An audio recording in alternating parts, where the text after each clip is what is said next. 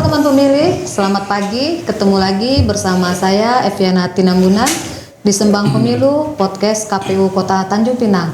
Ruang bincang yang menghadirkan informasi seputar kepemiluan, demokrasi, dan partisipasi masyarakat dalam kehidupan berbangsa dan bernegara. Pada episode kali ini kita akan membahas tema yang sangat menarik, yaitu demokrasi tidak berhenti di hari pemungutan suara. Pasti teman pemilih penasaran kan, KPU itu ngapain aja sih sekarang? Nah, banyak masyarakat yang mungkin beranggapan bahwa tugas KPU selesai ketika pemilu atau pilkada telah usai. Padahal sesungguhnya ada banyak program dan kegiatan yang terus dijalankan untuk menjaga kualitas demokrasi di tengah masyarakat. Dan untuk membahas hal tersebut, telah hadir bersama kita Ketua KPU Kota Tanjung Pinang, Bapak Andriudi. Selamat datang Bapak. Selamat pagi, salam sejahtera untuk kita semua. Selamat pagi, terima kasih sudah hadir di podcast KPU Kota Tanjung Pinang. Nah mungkin kita langsung aja nih ya Pak ya, boleh menyapa teman pemilih dulu nih Pak. Oke, terima kasih. Assalamualaikum warahmatullahi wabarakatuh. Salam sehat dan salam demokrasi untuk seluruh masyarakat Kota Tanjung Pinang. Senang sekali bisa hadir dan berbagi informasi kepada masyarakat melalui podcast ini. Oke, baik. Nah, mungkin kita langsung aja ya Pak. Siap. Oke, kita berbicara demokrasi tidak berhenti setelah pemilu. Nah, Pak Ketua, tema kita hari ini pasti sangat menarik ya Pak. Mengapa KPU mengangkat pesan bahwa demokrasi tidak berhenti di hari pemungutan suara aja? Boleh dijelaskan sedikit Pak? Oke, terima kasih. Demokrasi itu tidak hanya berhenti di TPS pada saat pemungutan suara. Memang puncaknya demokrasi itu adalah pada saat hari pemungutan suara. Akan tetapi dalam fakta dan realitanya kita itu masih banyak hal-hal yang perlu kita kerjakan ke depannya. Di antaranya lah ya untuk meningkatkan pendidikan pemilih, memberi pemahaman atau tentang ilmu kepemiluan, dan juga kita juga membangun kesadaran politik kepada masyarakat serta menjaga kepercayaan masyarakat terhadap proses demokrasi itu. Di intinya demokrasi itu tetap berkelanjutan. Oke. Nah, jika melihat pelaksanaan pemilu dan pilkada yang telah berlangsung nih ya Pak, bagaimana evaluasi KPU Kota Tanjung Pinang terhadap pelaksanaannya Pak? Alhamdulillah pelaksanaan baik itu pemilu dan juga pilkada semua tahapan dapat berjalan dengan baik. Artinya setelah itu tentu kita akan melakukan evaluasi menyeluruh terhadap semua tahapan itu. Hal ini perlu sekali kita lakukan guna untuk agar pelaksanaan pemilu atau pemilihan akan lebih baik. Tentu juga dalam hal ini mengharapkan transparansi masyarakat serta dengan memberikan kemudahan kepada masyarakat untuk menggunakan hak pilihnya. Kami juga mengapresiasi seluruh masyarakat Kota Pinang atas partisipasinya dalam kegiatan dua perhelatan besar pada tahun 2004 kemarin. Oke, baik Pak. Nah, setelah tahapan pemilu dan pilkada selesai nih ya Pak, apa aja sih program kerja yang saat ini menjadi fokus KPU Kota Tanjung Pinang Pak? Saat ini kita berada pada yang dinamakan adalah pada proses non tahapan.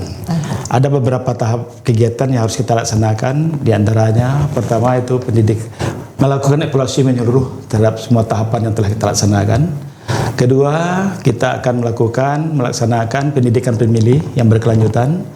Terus yang ketiga, kita akan melaksanakan pemutakhiran atau pemilih berkelanjutan, yang itu kita laksanakan per triwulan, dan alhamdulillah sekarang ini kita sudah melaksanakan triwulan pertama tahun 2026, dan selanjutnya kita juga akan melaksanakan kegiatan pemutakhiran data partai politik yang saat ini posisi adalah pelaksanaan pada semester 1 tahun 2026, dan juga berikutnya lah meningkatkan pemanfaatan media digital yang mana sebagai sarana sosialisasi edukasi kepemiluan untuk memperkuat literasi demokrasi kepada masyarakat.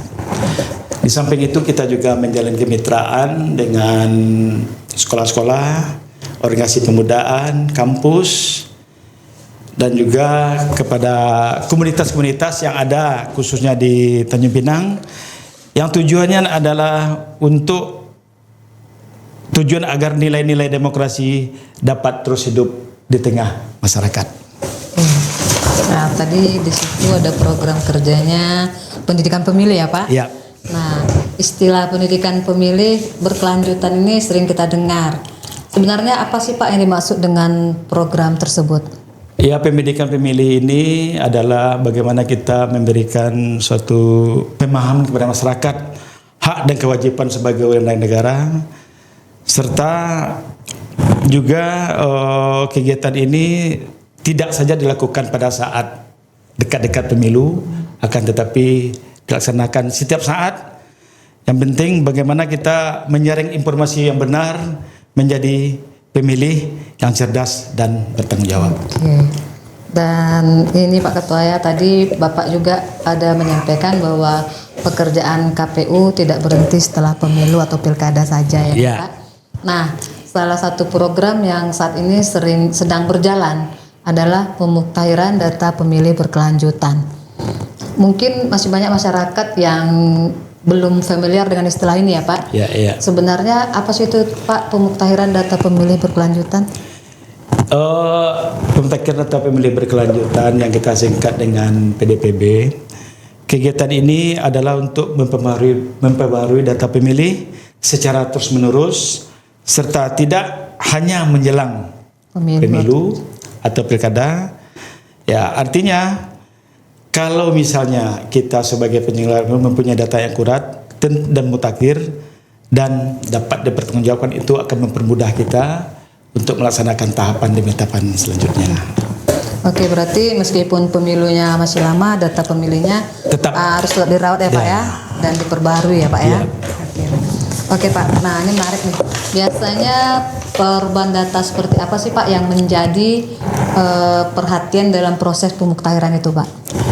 Ya, perubahan data itu pertama mungkin ya kalau kita lihat bagi adik-adik kita yang berumur 17 tahun atau sudah memilih hak untuk memilih, itu harus didaftarkan. Kedua, mungkin ada perubahan elemen data dan kalau ada keluarga atau tetangga kita yang berubah status dari TNI Polri masuk ke Purna Bakti, dan begitu juga yang dari umum menjadi ABRI, serta juga ada yang meninggal, itu semuanya harus kita update sesuai dengan ketentuan yang telah diatur. Oke, Pak, berarti kalau sudah berumur 17 tahun udah termasuk kategori calon pemilih juga ya Pak ya? Iya, pasti itu pasti. Ya, oke. Nah, lalu bagaimana masyarakat bisa ikut berpartisipasi dalam pemuktahiran data pemilih itu Pak? Ya, artinya kalau masyarakat kita harapkan harus sangat berpartisipasi lah dalam pemutahiran data pemilih, karena tanpa dukung masyarakat pemutahiran data pemilih kita itu tidak sempurna. Itu harus aktif ya Pak? Ya, harus proaktif. Jadi masyarakat bisa memberikan informasi kalau ada terjadi informasi atau baik meninggal atau sudah berumur 17 tahun atau berubah status, ya bisa menghubungi KPU untuk bisa ditindaklanjuti sebagaimana mestinya. Oke, jadi bisa dibilang menjaga data pemilih bukan hanya tugas KPU semata ya Pak Iya. ya? Oke. Nah Pak, ini menarik nih Pak. Jadi ternyata demokrasi itu bukan hanya urusan datang ke TPS ya Pak Iya. ya? Jadi bahkan memastikan data dan kita benar dalam daftar pemilih juga merupakan bagian dari partisipasi demokrasi. Nah ini Pak, untuk peran generasi muda saat ini nih Pak. Saat ini kan generasi muda memiliki jumlah yang cukup besar sebagai pemilih ya Pak. Gen Z. Gen Z. Ya. Bagaimana KPU melihat peran mereka dalam demokrasi Pak? Ya, kalau kita lihat generasi muda merupakan aset penting bagi masa depan Indonesia ini. Karena generasi muda itu punya semangat, kreativitas, dan kemampuan beradaptasi dengan teknologi. Dan itu kami sangat berharap dan mendorong generasi muda untuk ikut terlibat dalam berbagai hal, tidak saja sebagai pemilih, dan kami harapkan juga dapat bersosialisasi dan menjadi agen di semua tingkatan. Itu harapan kita untuk generasi muda, sehingga dengan jumlah yang signifikan itu akan dapat berdampak kepada arah pembangunan kita ke depan. Nah, tapi kalau misalnya ada juga nih Pak yang bilang bahwa politik itu membosankan. Bagaimana menurut Bapak akan pendapat ini, Pak? Ya, kalau dilihat, kalau politik membosankan itu mungkin kadang-kadang dari segi penyampaian. Sementara satu hal yang tidak bisa kita pungkiri, semuanya ada, politik itu ada di tengah lingkungan kita masing-masing. Jadi artinya mau tak mau, suka tak suka, apapun bagaimanapun, ya kita harus ikut terlibat dalam hal tersebut. Secara tidak langsung memang ada ya Pak ya. Oke.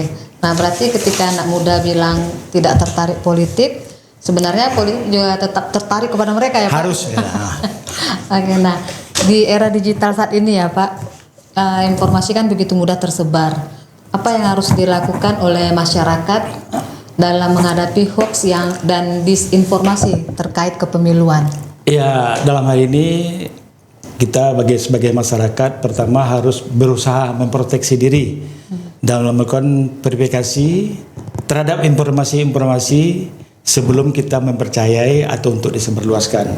Pertama tentu kita harus memastikan sumber dari informasi tersebut adalah sumber yang benar. Dan itu oleh sebab itu kami mengajak kepada masyarakat untuk ikut mengajak ke kanal KPU untuk lebih menyerap, memperhatikan semua informasi pemilu dan itu dapat dipertanggungjawabkan. Artinya literasi digital bagian penting dari kualitas demokrasi kita. Oke Pak ya. Nah, oke Pak, berarti kita bercerita tentang pemutahiran data pemilih berkelanjutan. Tentu ada hal-hal yang dilakukan untuk memutakhirkan terhadap data itu ya Pak. Apa kendala yang ditemui di lapangan pada saat KPU Kota Tanjung Pinang melakukan hal tersebut Pak? Baik, untuk pemutahiran data pemilih yang seperti ketahui sesuai ketentuan itu dilaksanakan per triwulan dan hasilnya harus kita plenokan sesuai dengan ketentuan. Akan tetapi sebelum semua hasil itu kita plenokan, terlebih dahulu dari data yang diturunkan oleh RI dalam bentuk data DAS, data hasil sinkronisasi, dan itu nantinya turun ke provinsi dan turun juga ke kabupaten kota. Dan setelah itu kita ambil sampel, kita tentukan sampel, itu sesuai dengan nanti arahan dari KPU provinsi, di mana dari sampel itu persamaan kita terakhir itu adalah kita ada sekitar 60 sampel kita. Dan 6 sampel itu terdiri dari 3 sumber data. Pertama dari DHS, data hasil sinkronisasi, data RSAL, dan data dari kecamatan. Terus dalam pelaksanaannya apa saja yang dilakukan coktas atau coklit terbatas adalah itu meninggal, pemilih yang pindah ke luar negeri, dan juga pemilih yang pindah ke luar daerah. Nah, dan dinamika dalam pelaksanaan coklit itu sangat beragam sekali. Terutama untuk kegiatan coktas ini. Hal yang pertama itu adalah kadang-kadang semua sampel itu tidak bisa menerima kita seperti harapan kita. Kadang-kadang kita diusir, seperti kejadian kemarin kita diusir oleh masyarakat, padahal kita telah melakukan sedemikian rupa. Tim kita juga kita sudah persiapkan bahwa untuk mendatangi sumber sampel itu tidak boleh secara sporadis rame-rame. Kita dulu ada tim advance, datang 1 orang, 2 orang, 1 dari KPU, 1 dari Bawaslu untuk mencari alamat. Dan setelah alamat kita minta persediaan dari si sampel tersebut untuk bisa menerima kita. Dan hal ini tidak sesederhana itu saja. Kadang-kadang kita tidak diterima dengan baik dan kadang-kadang mereka tidak mau menerima kita cuma dari pintu pagar aja. Jauh ya, Pak. Nah, itulah dinamika akademika yang terjadi dan hal ini menjadi tantangan sendiri bagi kita. Jadi artinya pemutakhiran atau pemilih itu tidak sederhana yang kita kira selama ini. Apakah untuk melaksanakan pemuktahiran ke lapangan itu, Pak, kita tidak melakukan, apakah dilakukan sosialisasi dulu, kita pemberitahuan atau apakah kita memang langsung datang gitu, Pak? Oke. Jadi kita dalam pemutakhiran ini kita melakukan pencocokan terbatas namanya kan. Oke. Pencocokan terbatas ini adalah kegiatan di non tahapan. Kalau misalnya kegiatan itu pada tahapan coklit itu memang di tahapan kita menyurati semua elemen. Sampaikan ya, Pak. Sampaikan. Dan ini kalau ini cuma kita memberitahukan kepada aparat pemerintahan di tingkat kelurahan. Jadi artinya itu kita informasikan tidak sampai ke RT. Akan tetapi dalam pelaksanaannya kita juga kontak RT-nya untuk mencari domisili yang tepatnya, tentu RT-nya yang lebih tahu. Mengetahui lebih ya, Pak, ya. Oke. Berarti memang nggak segampang yang kita kira gitu. Bayangkan ya, Pak, gitu.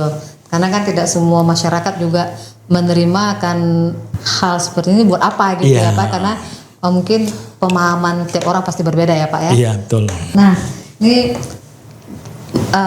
bagaimana tingkat kesadaran masyarakat Tanjung Pinang sendiri, Pak, terhadap pentingnya partisipasi demokrasi pasca pemilu?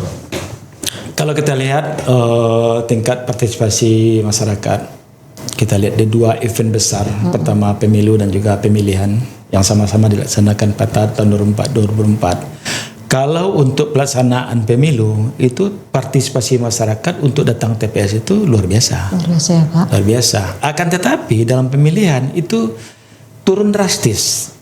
Yang pada pilkada kemarin itu tingkat partisipasi kita itu masih di bawah angka 60%. Nah, ini sangat miris sekali ya. Artinya itu bukan Tanjung Pinang saja. Itu juga di beberapa kabupaten kota di Kepri itu hampir sama gitu kan. Yang terendah itu Batam. Iya. Nah, jadi hal ini kalau sosialisasi yang dilakukan oleh KPU selaku penyelenggara itu udah sangat masif. Tapi mungkin masih dirasa kurang ya. Pertama kita melakukan sosialisasi kepada pemilih pemula yaitu melalui kegiatan Go to School dan Go to Campus. Yang mana kita menjadi pembina upacara di sekolah-sekolah dan juga memberikan pembelajaran tentang demokrasi dan juga datang ke kampus-kampus serta memasang pamflet-pamflet atau baliho-baliho di tempat-tempat strategis dan juga melakukan dialog interaktif di TV, di radio-radio, dan juga kita melakukan sosialisasi di komunitas baik itu organisasi pemuda, organisasi masyarakat dan sebagainya, dan itu sudah kita lakukan. Akan tapi itulah fakta dan realitanya. Ya, tingkat partisipasi kita masih relatif minim. Iya, Pak, betul. Terus nih, Pak, kalau misalnya menurut Bapak nih, bagaimana peran organisasi masyarakat, kampus, media dan seperti yang Bapak sampaikan tadi, dan komunitas mungkin ya, Pak, dalam menjaga demokrasi setelah pemilu ini, Pak? Alhamdulillah kalau kita lihat dari organisasi-organisasi masyarakat, media dan segala macamnya, ya ada lah, cukup lah gitu kan, cukup. Nah, cuma perlu kita tingkatkan lah, baik itu peran dari keterlibatan organisasi masyarakat, media-media, ya kita lihat di pasca pemilu dengan artinya pemilu habis. Dan informasi dan sumbernya juga sedikit agak menurun. Dan tidak demikian dengan kegiatan KPU. KPU walaupun pemilu adalah puncaknya, tapi kegiatan itu jauh dari pemilu sudah dilaksanakan. Nah ini Pak, setelah pemungutan suara itu kan Pak, itu kan tidak berhenti di situ aja nih ya Pak ya, pada kegiatan pemilu atau pilkada yang lalu itu. Nah, Apa saja sih Pak kegiatan yang dilakukan oleh KPU Kota Tanjung Pinang? Terus ada nggak Pak kesan yang mungkin yang sangat berkesan selama Bapak menjabat sebagai komisioner atau anggota KPU Kota Tanjung Pinang yang Bapak alami selama pemilu atau pilkada yang kemarin Pak? Oke, terima kasih. Tentu ke puncak dari segala kegiatan demokrasi itu adalah pada saat pemungutan suara. Pemungutan suara itu adalah masyarakat kita harapkan datang berbondong-bondong untuk memberikan hak suaranya. Dan setelah TPS ditutup, lebih kurang jam maksimal jam 13.00 kalau misal tidak ada pemilih lagi, atau sampai pemilih terakhir itu melaksanakan hak pilihnya, melakukan hak pilihnya.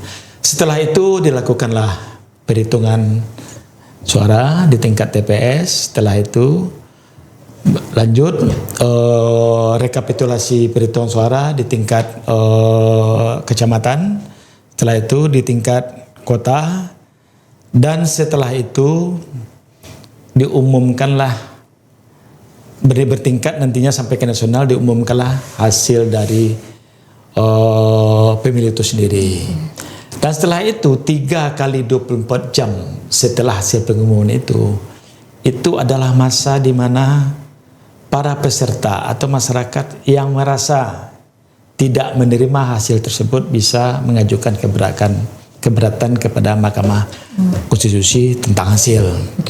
Dan hal itu kalau pengalaman kita ada beberapa kali digugat oleh partai politik, yang mana kalau kita lihat pada 2019 kita digugat oleh salah satu partai yang mana, dan juga dari pasangan presiden kita juga digugat. Di sini kita ada hal yang sangat menarik sekali. Dalam proses tersebut kita digugat, kita hadapi, kita jawab semua dalil-dalil yang disengketakan ke kita. Alhamdulillah dari gugatan tersebut pada tahun 2019 mengantarkan KPU Kota Tanjung Pinang menjadi juara 2 terbaik nasional untuk penyajian alat bukti di tingkat nasional. Kita dapat penghargaan karena kita terbaik 2. Hal itulah yang menjadi salah satu keberhasilan Kota Tanjung Pinang secara khusus dan juga KPU Provinsi secara umum. Dan karena penghargaan itu juga lah dari beberapa KPU di luar daerah, mulai dari Sulawesi pernah berkunjung ke Tanjung Pinang, dan juga dari Bengkulu dan juga dari Lampung pernah berkunjung untuk melihat proses penyajian alat bukti yang mengantarkan Tanjung Pinang menjadi terbaik kedua tingkat nasional. Oke, itu luar biasa ya Pak. Luar biasa. Tanjung Pinang ya. Oke, nah ini kalau melihat ke depan nih Pak, apa harapan Bapak untuk demokrasi di Kota Tanjung Pinang, dan bagaimana untuk menjaga kualitas demokrasi itu Pak? Jadi ke depan kami berharap dan mengajak kepada masyarakat untuk menjadi bagian dari demokrasi yang sehat. Partisipasi sangat diharapkan karena itu menentukan dari arah pembangunan bangsa dan juga daerah. Mari kita sama-sama menjaga semangat demokrasi, menghargai perbedaan, terus serta harus meningkat pengetahuan dan kesadaran politik sebagai warga negara. Karena sesungguhnya demokrasi itu tidak hanya berhenti di TPS. Demokrasi itu hadir di lingkungan kita sehari-hari. Ini Pak, mungkin untuk terakhir bisa menyampaikan apa pesan Bapak terhadap utamanya mungkin generasi muda ya Pak. Mengapa kita harus bertanggung jawab untuk menjaga demokrasi ini Pak? Oke. Ya, dalam kesempatan ini karena kita lihat secara keseluruhan dari sebaran pemilih kita, sebagian besar itu adalah terdiri dari generasi muda. Dan hal ini kami sangat berkepentingan di sini, generasi muda, karena generasi muda merupakan harapan bangsa, yang kalau kita lihat jumlahnya sangat signifikan. Marilah kita sama-sama menjaga demokrasi kita. Jadilah pemilih yang cerdas dan saling menghargai kalau beda pendapat, dan dalam menentukan hak pilihnya lakukanlah sesuai dengan hati nurani tanpa embel-embel, karena dengan embel-embel tertentu akan membelenggu kita untuk masa depan negara kita ke depan. Artinya manfaatkanlah segala potensi yang ada sehingga kita mendapatkan pemimpin kita yang sesuai dengan sesuai harapan kita dengan legalitas yang tinggi. Oke, baik. Terima kasih kepada Ketua KPU Tanjung Pinang, Pak Andri Yudi. Terima kasih ya Pak. Sama-sama. Atas waktu dan informasi yang telah dibagikan kepada kita semua. Nah, teman pemilih, hari ini kita belajar bahwa tugas menjaga demokrasi tidak dimulai dan tidak berakhir di TPS. Dia hadir dalam kesadaran kita sebagai warga negara, hadir dalam kepedulian kita terhadap lingkungan sekitar, hadir dalam partisipasi kita untuk memastikan bahwa setiap suara memiliki arti, dan hadir dalam upaya bersama menjaga data pemilih agar tetap akurat dan mutakhir. Karena pada akhirnya demokrasi bukan hanya tentang siapa yang kita pilih, tetapi juga tentang bagaimana kita bersama-sama menjaga prosesnya. Saya Eviana Tinambunan mengucapkan terima kasih atas kebersamaan dalam podcast KPU Kota Tanjung Pinang. Sampai jumpa di episode berikutnya. Tetap menjadi pemilih yang cerdas, warga negara yang aktif, dan menjaga demokrasi dimanapun kita berada. Terima kasih, sampai jumpa lagi.